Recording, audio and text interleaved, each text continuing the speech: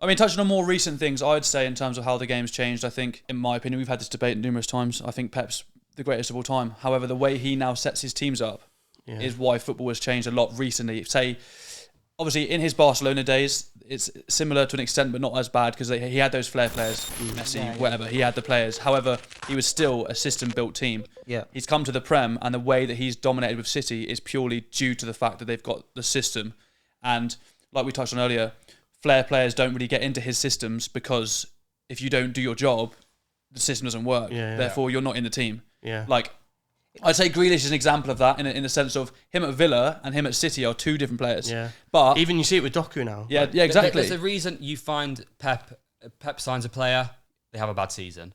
That second season, because they get used to the system. Because they get used to the system. Rodri was terrible first season. He looked lethargic as anything. I think it just takes players a little bit used to what he wants you to do and how to play that. And then once you're in that system and you've nailed your place, I think obviously we talk about Pep Roulette a lot. He does change his players. However, they all know their jobs. And if someone's letting the team down by any way, he'll rotate that. Yeah. And I think we always mention about how they're not great to watch on the eye. They're not, realistically. City, like I said to you earlier, they're dominant. It's very impressive, but it's not. It's pure dominance because it's pure repetitiveness. Because they do the same stuff over and over and over. When they're on it, they're constant. Oh no, absolutely, no, they are. Don't get me wrong, they are. Real Madrid. I'm not saying they're not good to watch, but it's not like. It's not the free-flowing, like, sexy samba football that you want. It's not even like 80% possession, pure dominance. Fergie's United were a dominant team, but still very exciting to watch. It's just they just. I think at the moment, City they just grind teams down. It's just relentless, and that pressure just eventually tells. There's some teams that you watch and just like they're just not going to lose. Yeah. Whereas before there was that risk that they could lose. Exactly. There was always an element or a chance. Exactly. Like Pep going into this stage of the season, his teams just don't lose. I think the squads are insane because if you think about it as well, like because when the Premier League first came about, squads were quite thin. I think Manchester United unintentionally had a thick squad just because the influx of class of '92, but it was a little bit before that as well. Just people coming through, like Giggs wasn't part of it. Yeah. But then you get your other ones, even with Keith Gillespie come through, and then he was he's another winger just like Giggs. Fergie was definitely trying to do that thing of like trying to get more players in each position. It's just like financially in those days it was hard because he was losing players and then bringing new ones in. But eventually, like he did build it up. Yeah, and the first people to do that as well was Roman Abramovich. Yeah, when you had like Ballack, Jeremy, Veron. He had two great players in pretty much every position. Yeah, it came off of that because there was a big narrative around where would Chelsea be finish in the league? Would they get Champions League? And it was like that secondary team were like, Good Johnson couldn't get into the team and players like that. Yeah. But yeah, with Pep now, it's not having two players in every single team, in every single position. Yeah. As like Arsenal would be Ray Parlour and Vieira. Ray Parlour was a very good player in his time, very good. But him and Vieira couldn't be more different. Whereas now you look at City and you go, Grealish or Foden. It's like, they're the same profile. And he's got that 22 times. Yeah. Like, it's insane. Well, someone like, even like, it's like Bernardo is like, oh, I'll shove you at left back because you've got the capabilities within my role. system. Yeah, exactly. You can play there. Exactly. And that's what he does. He's so good at that moulding players into what he wants. Like John Stones, he'll mould him into the player he wants him to be. Yeah. And now John Stones has become one of the best centre-backs in the world. I think like you're seeing that more and more from other managers as well. Obviously, we see similar things with Arteta. I think even Klopp, even though he plays a different style of football, he takes a lot of those kind of management things from what Pep's kind of done and Mourinho at Chelsea and stuff like that before, but Pep's kind of taken it to another level. Yeah, I think in the Pep Guardiola era, I think football's changed more than from the 70s until he started managing. I just think he's so. He adapts so much. Like he adapts so much. Yeah. Like he started off, say, a couple of years ago, when he started off doing the inverted right back thing. Yeah. And now he's changing it. He's tinkered it into Stones now goes into so rather than your right back inverting or your left back. These things had both. happened before. Yeah, they had. He's taken things from like the 50s and brought them back. Yeah, he has. Yeah. And now he's got like John Stones, for example. I know I mentioned him a few times, but he basically plays wherever he wants. If you actually watch City play, he'll bring the ball up from the back and then he'll just keep going. Yeah. And then their fullbacks tuck in, they go to back three. And like I think Pep adapts so much. Like next season he might change something completely.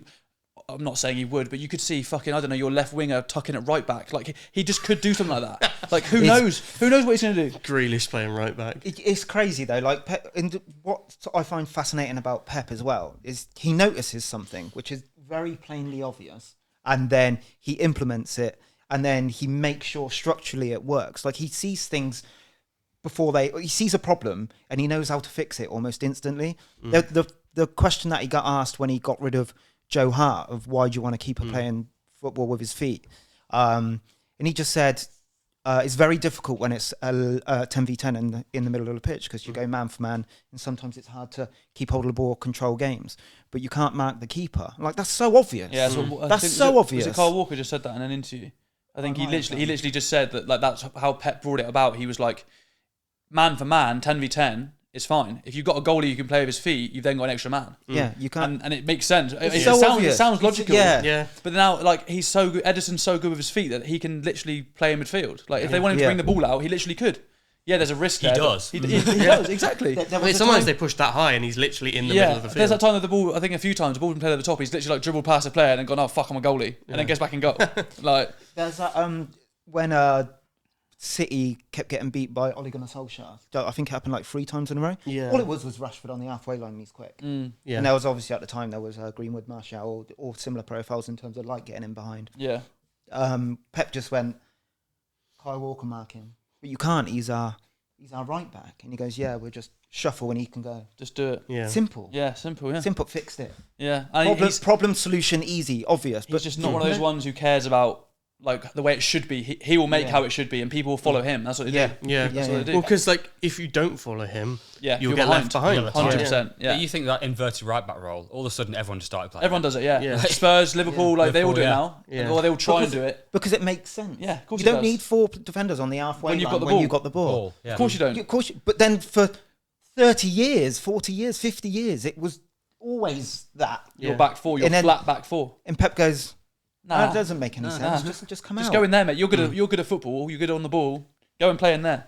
Yeah. Problem, simple solution. Part of the way also, like, German and Italian teams, and speaking especially like internationals and stuff, is because oftentimes they play a 3-back with either a sweeper, which obviously Germany did with Beckenbauer and with Matthias Sammer as well, but also like these wing backs, and other teams just like, especially like in England and stuff like that, just didn't play like this. Also, when Cruyff went into Barcelona for some of the years there, he played like a 3-back as well, again with like Ronald Koeman in that kind of in that role. Ruud Krol and players like that. Yeah.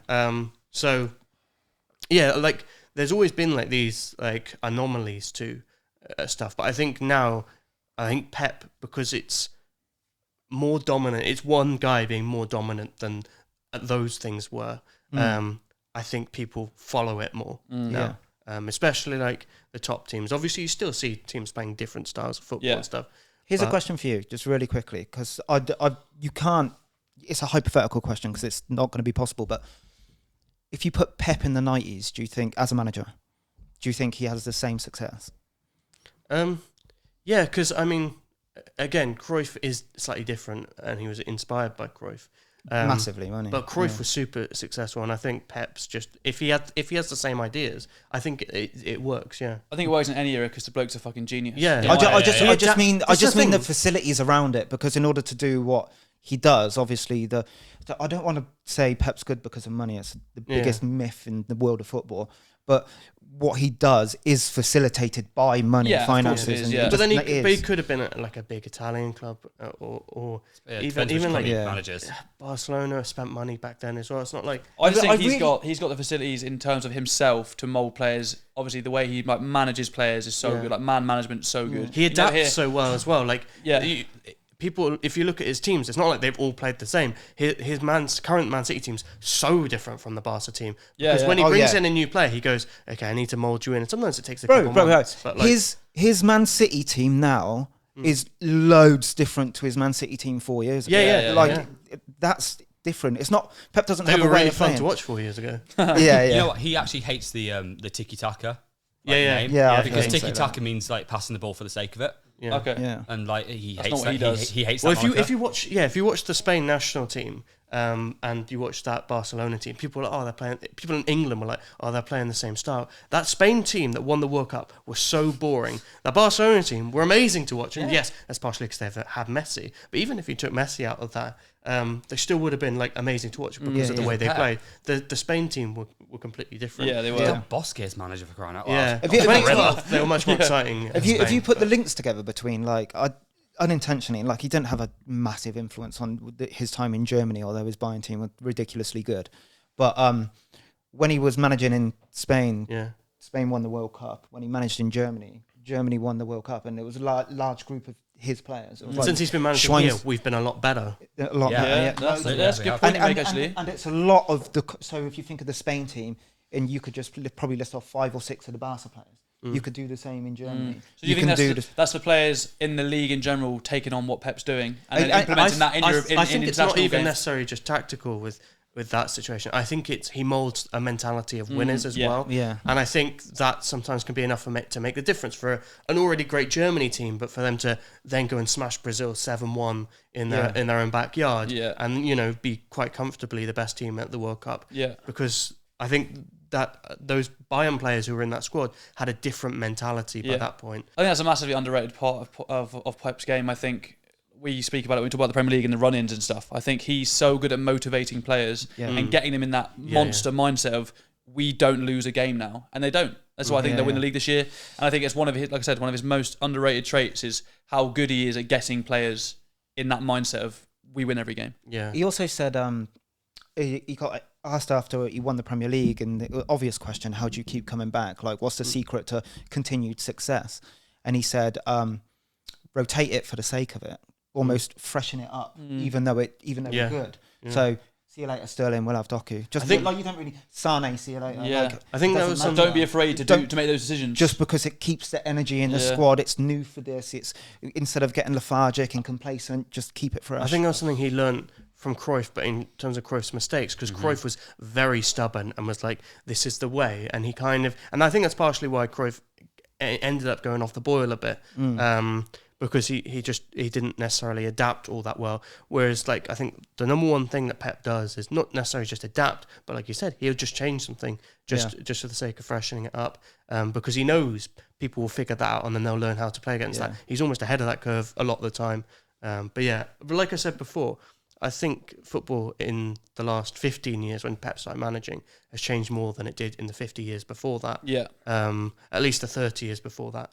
Because like you look at like some of the teams that were playing, especially in Europe, like some of the teams that were winning, like Real Madrid, AC Milan, around those times, a lot of them very similar to like teams that were doing well back in like the 70s. Obviously, the Dutch teams that did well, they had their own style. But even then, you saw that very similar stuff with the Dutch team that won in '88, and then also the Cruyff's team at Barcelona. Very, very similar principles. Whereas now we've got Pep, who's inspired by Cruyff, but it's very different. Yeah, very different. Very different. And you can again look at like that libero role that Beckenbauer kind of, he didn't actually create it, but he was the first one to do it like to a huge success. Again, Germany kept doing that for years afterwards. Like not every World Cup necessarily, but it popped up here and there. They kept going back to it, and then it fell out of fashion because it just got old. Yeah, like everything. But it took longer to do that. Whereas now, I think you go back to like the way that fullbacks were even just 15 years ago. Now they're completely different. I even think things like Dani Alves and Marcelo have already gone out of fashion a little bit because now we find it so much easier to exploit those things, and you see Trent having to adapt his game because of stuff like that, and I think Robbo will have to as well. I feel like Pep doesn't let things get old. Yeah, he changes before it gets old. Yeah, very true. And that's why it accelerates. It's every couple of years, isn't it? Yeah. He changes it up. You know what? I said money's like one of the biggest things. I think that is the biggest. But Pep genuinely is one of the biggest. I was going to say. There's a reason we've spoken about it so much. Yeah, it's a testament to the question, how much has football changed? And we spent it talking about I was going to say, in summary of that question of what's changed for the most, I would say money, squad depth, Pep Guardiola. Yeah, you often find listening like reading. I think sports science to an extent, but even that's then, huge. Huge. Oh, of course, I don't actually think staff. I don't think it's staff and stuff like that more so, or the attention paid to it. But even you go back to like the 70s and the athletes that were there again to the 90s, even early 2000s, it wasn't that different. Now it's become way more big, but that goes back to the thing that like football didn't actually change that much in that time. Like Pele at 50 years old. Came and did a friendly game with some of the top players from Serie A, and he didn't look out of place. Obviously, they weren't playing at their best. But he probably wasn't either, and he genuinely, like physically, at 50 years old, didn't look out of place. Yeah, you often find listening or reading about tactics from like the early years to present day, you often find it's a new manager who's figured something out. Not in this case, it's just Pep. So thank you guys for watching. No, Dylan. Like, subscribe, and we'll see you next time. Bye bye.